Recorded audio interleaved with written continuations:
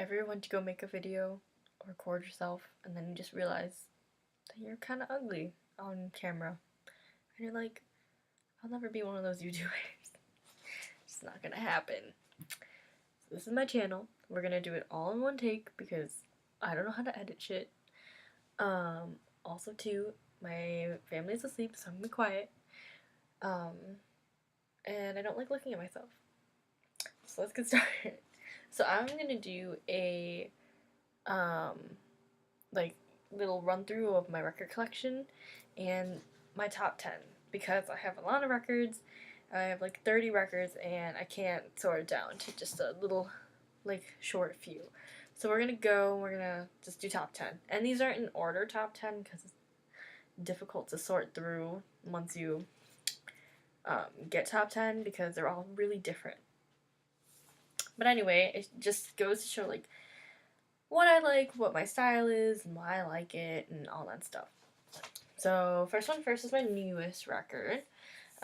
This is Tom Odell, Long Way Down, and it's just really, really beautiful sound, and like everything that he has done is just really good because it's all written from himself, and it's really great because the way he plays his piano too is just, it's all him, and every time the song picks up or even like retreats back, he just intensifies his emotions through his piano playing, which is really great because a lot of people who do like artistry work and stuff like that, they don't like play the piano themselves, or they'll have someone else do it, and that just really doesn't sell you on the emotional factor. My favorite song on this album probably is Hold Me, the second one, because it is such a banger, and also too it's just very happy, and it just makes you feel like you're in such a good place. This is Long Way Down, Tom Odell.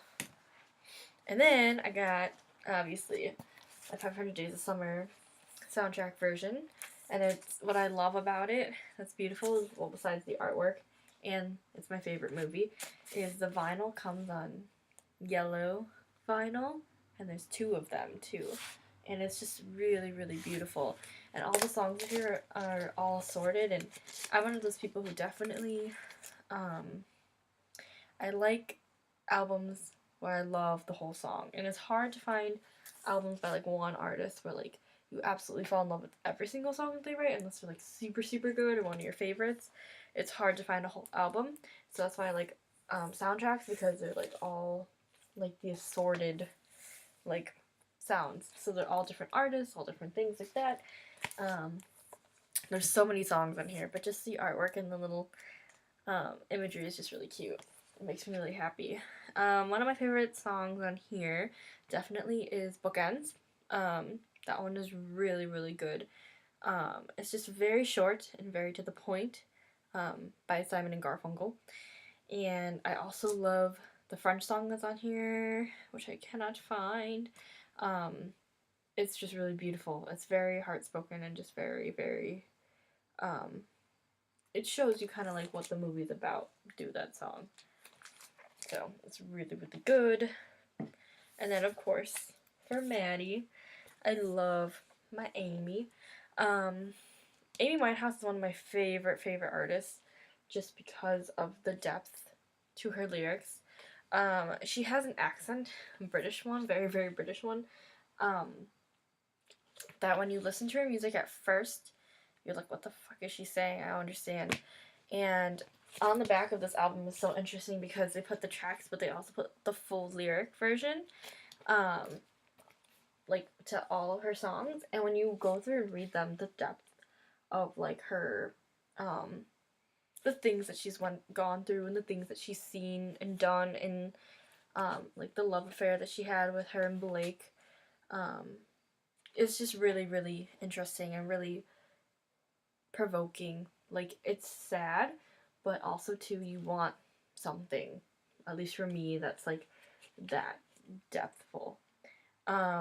Obviously Rehab and all that stuff, they're like the top ones of this, but Back to Black is just such a deep, deep rooted song, and Wake Up Alone is was my breakup ballad, and it's just, oh my gosh, it's such a good album, and she's just beautiful. If I were to aspire to be anyone, it'd be Amy Winehouse minus the drugs, because she's just so much of her own artwork, and all of her stuff too is all written by her, and everything that she like envisions in her music is just really beautiful. Okay, obviously two, we got AM by the Arctic Monkeys. This is one of my favorites, obviously, because Arctic Monkeys are one of my favorite bands, and the artwork, as Tumblrized and popular as it is, it's just beautiful. It's perfect, and there's a little AM in the middle for AM. What I also love too is the backside and how it cuts the two albums in half, which is great. And then the inside, which is just like added bonus of just, oh, cannot do this, of just little Arctic Monkeys, little band people. It's just great. And this one is just, the sound on this is so great, and what I love about it, comes in a black sleeve, and you can totally see the artwork again. What I love about this one is that I've listened to it so much that there's so many scratches on it, which is really sad, but it was also to one of my first records, so definitely one of my little babies here, because it just was probably my second or third record, and because I keep plastic on all these other ones to keep them safe, and this one I didn't even think about doing that. I was still so new to record keeping, so, and that's why it's beat up also, but this is one of my favorites. And then we got Fleetwood Mac, Rumors. I love doing the throwbacky ones because they're originals, so I go to like little shops and stuff like with the like original things and get them in the original sleeves. The artwork on this or the photography is just really cute too. And I love Stevie Nicks, so good. What's great about this too was the poster inside, which one day I would love to hang up, with all the lyrics too on the inside, which is really interesting.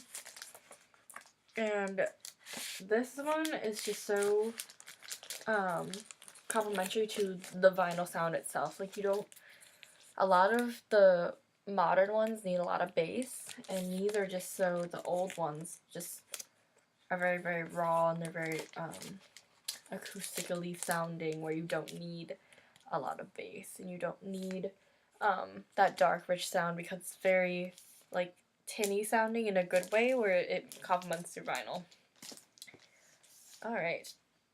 And then this one I love. So this is Submarine. So Alex Turner did all the music for a movie directed by Ben Stiller, or produced by Ben Stiller, and it's called Submarine. It's a little indie movie, and I bet you guys have all seen it. But this is the vinyl for his soundtrack, and what's interesting I love is that this actor looks very much like Alex Turner.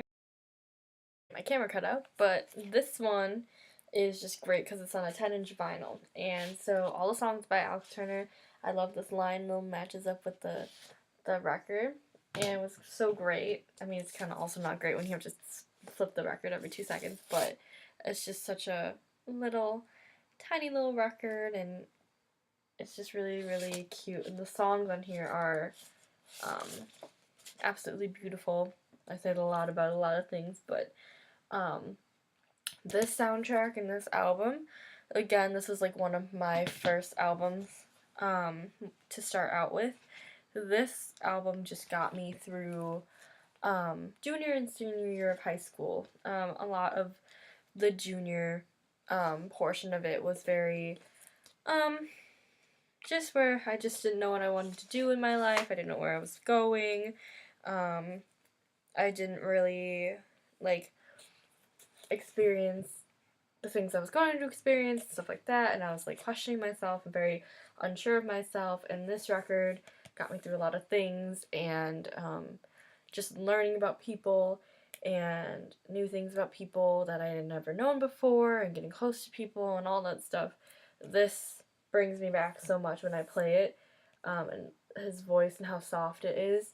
this brings me back to the time in high school where I was going places, but we just, I mean, we're all just figuring ourselves out at that point, and um, I just remember being so unsure about um, what I was thinking, where I was going, and what I was doing, who I was talking to, and this album just brings that all back in a good way. So that's good. This album, actually, my mom recommended that I get this album. We were in a bookstore together, Half Price Books, and she got this for me. And this one's just really nice, because music is something that me and my mom really share, and, you know, because we don't talk and all this stuff, there's a lot of things that I forget that my mom does, or did for me, um, and music, if I didn't have my mom, I wouldn't have the music that I listen to, the music taste, which is such an important part of my life. And that's one thing I could thank her for. So this is definitely um, one that I was like, oh, I don't know if I'll buy, but it was only $8, so I was like, okay, yeah, heck yeah, I'll buy it. So this is Al Green's Hits album. So Hits album is where you just compile all the most popular songs, and I usually don't like Hits albums because it takes out the less popular ones, which could potentially be ones that you personally could really like. It's just because the popularity didn't like it that they took it out. So this one is his Hits album, and I just love his voice. His voice is like heaven from above. It just, what's so cool too is on vinyl is just um, such a specific sound. I don't think I would like his stuff that much if it wasn't on vinyl. This one just really, I don't really listen to Al Green when it's not on vinyl, and this one is just one of my favorites. And he covers um, a Beatles song, he covers My Girl, um, stuff like that, and it's just there's very like articulate like noises and styles that he makes. It's really, really interesting in the back too. Just really nice. Okay, and then this one is just a classic, the Beatles White Album. And this one, I know, I invested in this one. It was $40, but I invested in this one because it was original and it's one of the Beatles' biggest like hits album. What I love about it is it's just so clean, and it's the original, like it's not a copy version of it. There's a poster inside too, and it's 2 vinyl tracks like this. But there's just great songs on it, like Martha My Dear, Julia, Blackbird, all this stuff. the weird stuff too. Where they're in that weird psychedelic-y type phase, which is really great. Back in the USSR is on here too, stuff like that. And the Beatles, as mainstream as they are, and as popular as they are, have such good music, and they're always producing, and they're just such, it's such a different style. Every record is so different. This is the only Beatles record that I have. I have like another one, but it's like not another hits one, but this one's just such a seller to me, and I love it. I don't play it very often because I know it's going to be one of those knick-knacky things that you know, it's a novelty item. But yeah, the poster too in here is also very original, and it's just such a, just a beautiful, beautiful poster, especially because the album itself is just white, which is beautiful. Alright, and then we got 2 more. We got Suck It and See by the Arctic Monkeys. I like it too because it's very plain. And again, they always break the records in half really, really well. Suck It and See is one of my favorite vinyls. It's on 33 RPM. And it's just such a good album because there's slow songs on here, but there's also like bangers and ones with really heavy like rock backgrounds. And that really picks up on vinyl when you play it. It's just really gorgeous. And it's just one of my favorites. It's just really, really great, and has a lot of its own like unique qualities to it, where it's really beautiful. I don't know if it has a poster in it, actually. I'm interested to see. I think it does, but we'll see. I don't want to leave the plastic on. Yes, it does. It is the little setting sun. I really like this picture. I think it's really cute. But my favorite on this obviously is Love's a Laser Quest, and She's Thunderstorms is really good, and obviously Suckin' and Sea is really good. So it's just great, and it's raised right here, and it's just very aesthetically pleasing. Okay, and then this one I love because it's a double LP, so you get 2 albums. This is Black Keys. This was my second record that I bought ever, and this one I love just because there's so much music on this album. There's 15 songs, which is insane. And what's great is the record itself is just so thin. It's very light. There's 2 of them. It's on 33 RPM also, and there's so much music on this, and there's so much of their style, and their style is so great. It's also different. Dan Aykroyd is his name, and I forgot the other guy's name.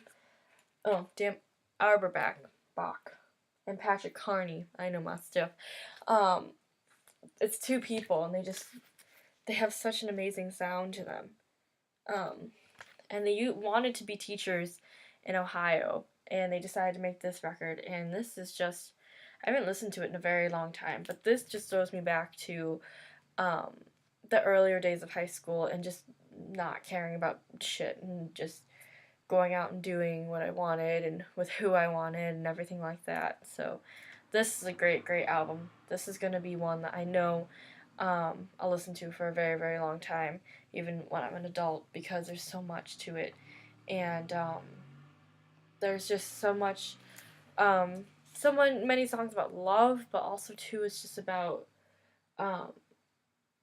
figuring yourself out and making mistakes and falling in love with the wrong girl and doing all these things, and it's really, really great, and I like the depth to this album is really good. So that was all of my 10 records. I could go through more and talk all day about all these things. But yeah, I'm going to end here because it's probably going to cut me off. But yeah, I'll see you guys around. And next time I'll have a better camera and we'll get my camera to work. And I won't have to record it on my computer. And we'll be good. So bye guys, I'll see you.